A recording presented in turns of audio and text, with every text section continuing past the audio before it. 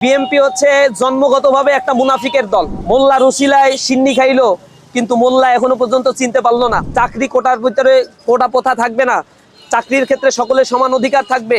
BNP হচ্ছে জন্মগতভাবে একটা মুনাফিকের দল।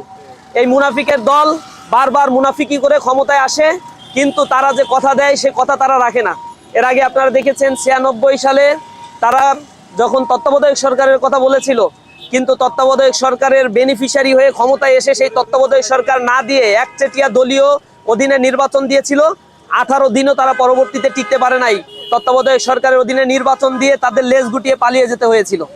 সেই বিএনপি যখন নির্বাচনের আগে তারা গণভোটের কথা বলেছিল, গণভোটে হ্যাঁ রায়ের পক্ষে তাদের চেয়ারপারসন ক্যাম্পেইন করেছে, কিন্তু এই হ্যাঁ ভোটের রায় এখন বাস্তবায়নের ক্ষেত্রে তাদের গড়িমসি সংসদের অধিবেশনের নির্ধারিত 3 মাসের সময়সীমা ইতিমধ্যেই অতিবাহিত হয়েছে, কিন্তু তারা এতে কর্ণপাত করছে না।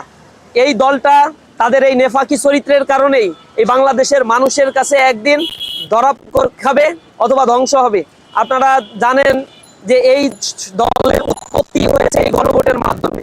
জিয়াউর রহমান যখন বাংলাদেশের তৎকালীন সময় অধিকাংশ মানুষই ছিল অর্ধশিক্ষিত অথবা অশিক্ষিত বা দারিদ্র সীমার নিচে বসবাসকারী মানুষ, এই মানুষগুলো জিয়াউর রহমানের নীতি আর আদর্শ কি এগুলো পড়ে পড়ে তাকে গণভোট দেয় নাই, কিন্তু জিয়াউর রহমানের পক্ষে তারা রায় দিয়েছিল, তার শাসনের বৈধতা দিয়েছিল।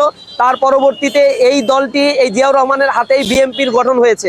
অর্থাৎ গণভোটের মাধ্যমেই যে দলের উৎপত্তি, সেই দলটি এই গণভোটকে অস্বীকার করছে। পৃথিবীর ইতিহাসে গণভোটের রায় দেওয়ার পরে জনগণের এই রায়কে না মেনে এরপরে শাসন কার্য পরিচালনা করার দ্বিতীয় কোনো নজির আর খুঁজে পাওয়া যায় না। বাংলাদেশেই সম্ভবত এমনই একটা কপাল খারাপ এই বাংলাদেশের জনগণের, যে যারাই ক্ষমতায় আসে তারাই হচ্ছে ক্ষমতার মোহে মসনদে বসে মনে করে এই ক্ষমতা তাদেরকে কুক্ষিগত করে রাখতে পারবে, চিরস্থায়ী তারা থাকতে পারবে।